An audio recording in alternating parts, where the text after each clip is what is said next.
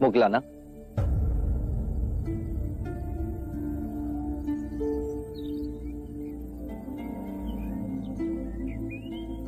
इस विषाद का कारण? कई रात्रियों से पूर्ण ध्यान में मेरे विचार मेरी माता की ओर चले जाते। जब मैं बच्चा था तब जाने अनजाने में मैंने उसे कष्ट पहुंचा, परंतु मेरे विषाद का कारण ये नहीं है उसके जीते जी मैं कुछ न कर सका, परंतु उसकी मृत्यु के बाद कुछ कर सकूं ताकि उसकी आत्मा को शांति आए। हर बार मैं ध्यान में देखता हूं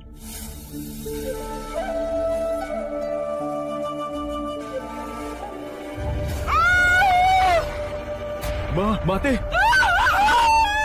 इस दृष्टांत ने मुझे बहुत व्यथित कर रखा है बुद्ध। इसका क्या अर्थ है? मुगलाना, जब तुम्हारी माताश्री जीवित थी तो क्या उन्होंने बुरे कृत्य किए? वचन से, कर्म से, विचारों ने। मेरी माता ने सिर्फ कांटे ही बोए। मैं अपनी माता के दुष्परिणामों को कैसे पलट सकता हूं? जैसी भी थी तो मां ही। मैं उस मां के ऋण को कैसे चुकाऊं? अपनी करुणा से मुझे कोई राह दिखाइए। तुम्हारी माता के दुष्प्रवृत्तियों की बात थी, उनके प्रति तुम्हारा स्नेह देखकर मैं अति प्रसन्न हुआ मुगलाना। माता पिता का ऋण तो आकाश के समान है, दिन हो या रात, हर मनुष्य को उस ऋण का सदैव स्मरण होना चाहिए। माता पिता को सच्ची श्रद्धांजलि है कि अपने जीवन को आनंद और संस्कार से जियो, सत्कर्म करो और अपने पुण्यों को माता पिता को समर्पित कर दो। तुम्हारा जीवन तो ऐसा ही है मुगलाना। तुम सेवा, समर्पण, शांति का आदर्श जीवन जी रहे हो। यदि तुम अपने पुण्यों को अपने माता पिता को समर्पित करोगे तो उनके पाप भी कम हो जाएंगे। धन्य हुआ मैं। पवर्ण दिवस पर तुम और संघ के सभी भिक्षु तुम्हारी माता के रूपांतरण के लिए प्रार्थना समर्पित करेंगे। गहन ध्यान और शुद्ध मन से की गई प्रार्थना में बहुत शक्ति है मुगलाना। वो तुम्हारी माता के सभी पापों को गला देगी, उन्हें धर्म की राह पर ले आएगी। हम एक मुक्ति समारोह करेंगे जहां संघ के सभी भिक्षु अपने माता पिता के रूपांतरण के लिए प्रार्थना करेंगे, चाहे वो जीवित हो या मृतक। करुणा के सागर है, सबके लिए निरंतर चिंतन। एक दिया असंख्य दियों को प्रज्वलित करता है मुगलाना। उससे दीपक का प्रकाश घटता नहीं अपितु और बढ़ता है। आनंद बांटने से बढ़ता है।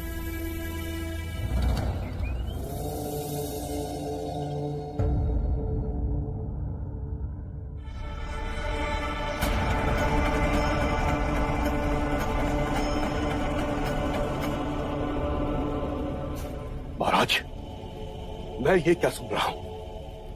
आप बुद्ध के अनुयायी बन गए हैं। घोर अनर्थ। अच्छा होता यदि मैं यात्रा पर न जाता। आप ऐसा अनर्थ कैसे कर सकते हैं? आप अपने धर्म को कैसे छोड़ सकते हैं? क्षत्रियों का धर्म आपके लिए सर्वोपरि है। आपका कर्तव्य है मगध की सीमाएं बढ़ाए, चक्रवर्ती सम्राट बने। मैं अपना कर्तव्य भली भांति जानता हूं कुलगुरु। लगता है बुद्ध ने आपको भी भ्रमित कर दिया है। सम्मोहन शक्ति है उसके पास। आपके पिता की तरह आपको भी भ्रमित कर रहा है। कृपया कर बुद्ध पर झूठे लांछन ना लगाएं। महाराज, मैं सत्य कह रहा हूं। बुद्ध ने केवल ऐसी बातें कही हैं जिससे अनेकों प्रश्न उठ रहे हैं, परंतु उत्तर नहीं मिला। जैसा कि ये संसार शाश्वत है या नश्वर, सृष्टि सीमित है या अनंत, शरीर आत्मा दो है या एक, मृत्यु के पश्चात हमारा अस्तित्व रहता है या विनाश हो जाता है। मैं इन किसी भी प्रश्नों का उत्तर नहीं दूंगा कुलगुरु। ये सब आपकी बुद्धि की उपज है। बुद्ध ने कभी भी अपने उपदेश में इन बातों को तनिक तूल नहीं दिया। यदि शाश्वत प्रश्नों का बुद्ध के पास स्थूल नहीं है तो वो किन विषय पर उपदेश देते हैं? उनके प्रवचनों का हमें क्या लाभ? बुद्ध कहते हैं कि अपने शरीर, अपनी श्वास को साधो, उससे अपने अंतर्मन को छिन्न भिन्न करती विभिन्न भावनाओं को समझोगे, सुख और संताप पर विजय पाओगे, जीवन की छोटी छोटी अनेक लहरों के थपेड़ों में सजग और ध्यानपूर्ण जियोगे। बुद्ध जीवन से मुंह मोड़ने को नहीं कह रहे, चेतना से जीने को कह रहे हैं। कुलगुरु, जीवन इन्हीं छोटी छोटी बातों का बहुमूल्य रत्नकोश है, ना कि बड़ी सैद्धांतिक बातों का। छोटे छोटे लोग छोटी छोटी खुशियों के साथ जीते हैं, परंतु आप तो सम्राट हैं। आपका स्तर इस मगध में सबसे सर्वोपरि है। सर का विचार भी मनुष्य बुद्धि की उपज है। लगता है महाराज आप विनाश की ओर जा रहे हैं। एक क्षत्रिय होकर ज्ञानियों जैसी बातें कर रहे हैं आप। क्षत्रिय और ब्राह्मण, ये अंतर भी मनुष्य बुद्धि ने पैदा किया। मुझे बुद्ध के चरणों में शांति मिली। महाराज, यदि आपको शांति चाहिए तो मैं इसके कई उपाय आपको बता सकता हूं। आपसे केवल मुझे अशांति ही मिली है कुलगुरु। आप क्या मुझे शांति देंगे? आपकी बातों में मैं अपने धर्मपरायण पिता की मृत्यु का कारण बना। आंखें मूंदता हूं तो महाराज बिंबिसार की प्रेम भरी मूरत चुप चुप कर मुझे निहारती दिखाई देती है। न रातों को नींद है, न दिन को चैन है। क्षमा करिए महाराज, एक ब्राह्मण हूं, सत्य कहने से संकोच नहीं करूंगा। इस विषाद का कारण पितृ हत्या का पछतावा नहीं, अम्रपाली के भिक्षुणी बनने का आघात पहुंचा है आपको। कुलगुरु,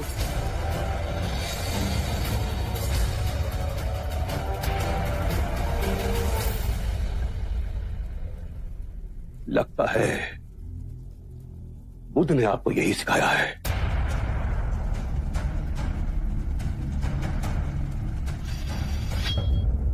मगध के लोगों को आपसे बहुत सारी आशाएं थी, परंतु आप हमारा ही दमन कर रहे हैं। चलिए ऐसा ही सही, हम इसके लिए भी तैयार हैं।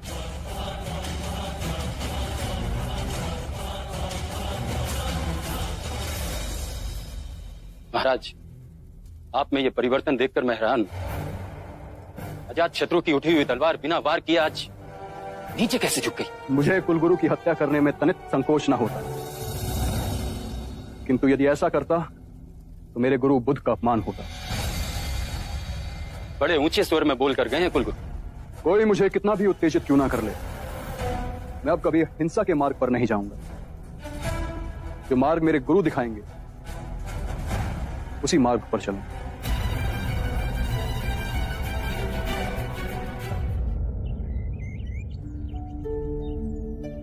बुद्ध,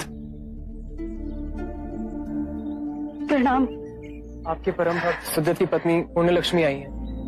क्या हुआ भय? और सुदत कैसा है? प्रभु, आपके परम सेवक सुदत अब अपनी अंतिम सांसें गिन रहे हैं। मृत्यु के भयंकर क्षणों में उनका मन केवल आपकी ओर मुड़ रहा है। कृपा करें प्रभु, कृपा करें। हम तो सांसारिक हैं, किंतु मेरे स्वामी ने आपकी सेवा में सदैव अपने आप को न्यौछावर किया है। उनको अंतिम सांसों में अपने दर्शन दीजिए प्रभु, अपने दर्शन दीजिए। सुदत ने निस्वार्थ भाव से मेरी और मेरे भिक्षुओं की सेवा की, निर्धनों को दोनों हाथों से धन बांटा, हमारे लिए विहार का निर्माण कराया। ऐसे दिव्य व्यक्ति के दर्शन पाने को मैं स्वयं जाऊंगा। वो आएंगे ना? मेरे प्राण से कटा है उनके एक दर्शन के लिए।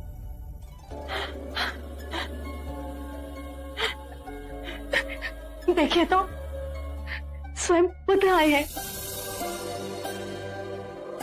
बुद्ध,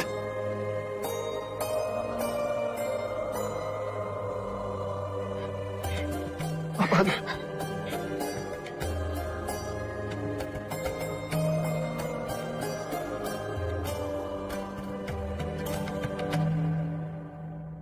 मेरी अंतिम इच्छा थी कि आपके दर्शन कर सकूं। कैसे ना आता सुदत। तुम्हारे प्रेम और सेवा ने तो मुझे तुम्हारा ऋणी बना दिया है। इतने उद्विग्न क्यों? क्या मृत्यु से भय लग रहा है? बुद्ध, भय तो लग रहा है, पर आपको देख लिया तो मन में हिम्मत बन रही। डरो मत सुदत। आज तक तुमने अपना सारा जीवन दूसरों की सेवा की। तुम्हें कोई भी कष्ट नहीं हो सकता। जैसा मैं कहता हूं, केवल उस और ध्यान धरो। मृत्यु का सामना करने का साहस स्वयं तुम में जगेगा। अपनी आंखें बंद करो और ध्यान धरो। मैं ये आंखें नहीं, मैं ये आंखें नहीं, मैं ये कान भी नहीं, मैं ये कान भी नहीं, मैं जिह्वा भी नहीं, मैं जिह्वा भी, मैं शरीर भी नहीं, मैं शरीर भी नहीं, मैं ये चित्त भी नहीं, मैं ये चित्त भी नहीं।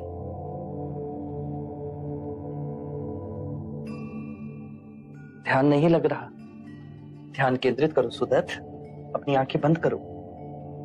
जो मैं देखता हूं वो मैं नहीं, जो मैं सुनता हूं वो मैं नहीं, जो गंध आ रही है वो मैं नहीं, जो स्वाद, स्पर्श, विचार उठ रहे हैं उन सब में भी मैं नहीं।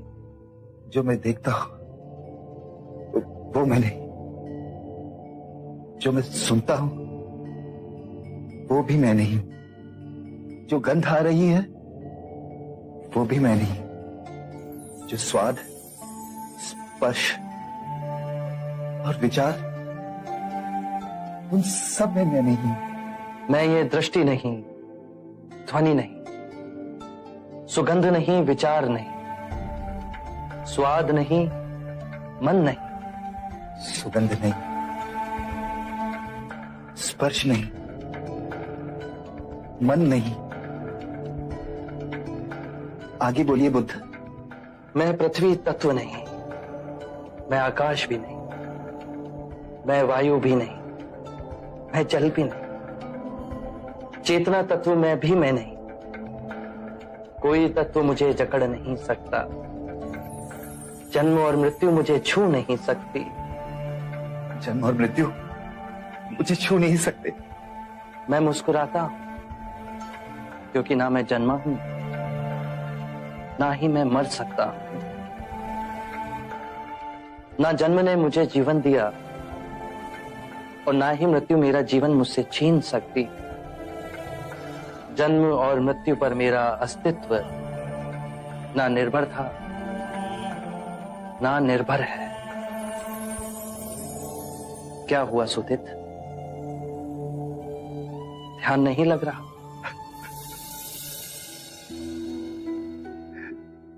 ध्यान तो लग रहा है प्रभु। आपके एक शब्द उसकी बूंद की तरह मेरे अंतर मन में गिर रही। मैं तो केवल इसलिए रो रहा हूं कि इतने वर्ष मैं आपके समीप रहा, आपके दर्शन पाए और अंतिम समय में आपके वचन समझने का मुझे अवसर मिला।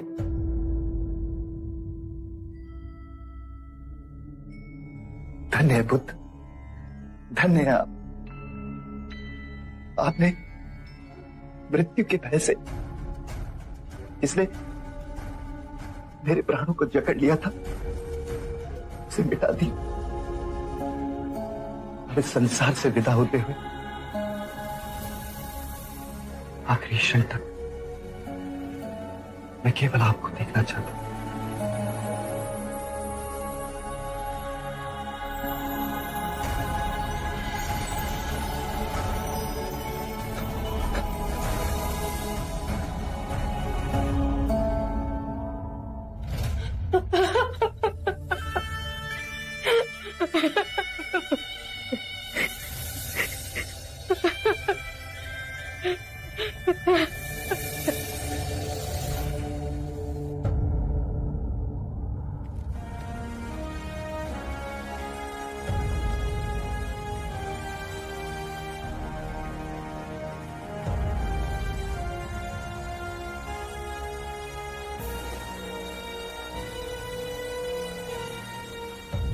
महाराज, ये दोनों व्यापारी आपके समक्ष एक विनती लेकर आए।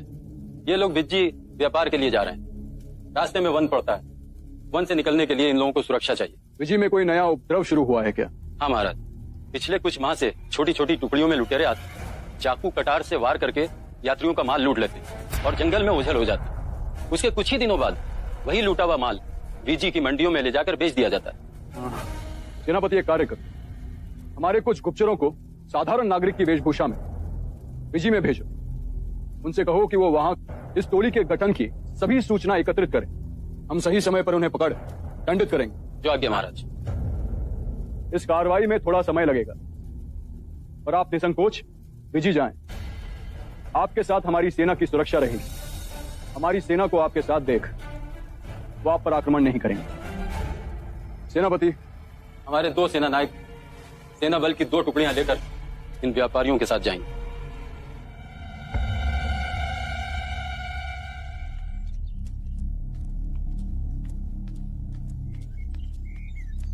मित्र, हम ये सोच रहे थे कि हमने ये क्या जीवन पाया है। एक सेना नायक होने का अर्थ होता है देश की रक्षा के नाम पर मानव हत्या करें। आपने मेरे मुंह की बात छीनी।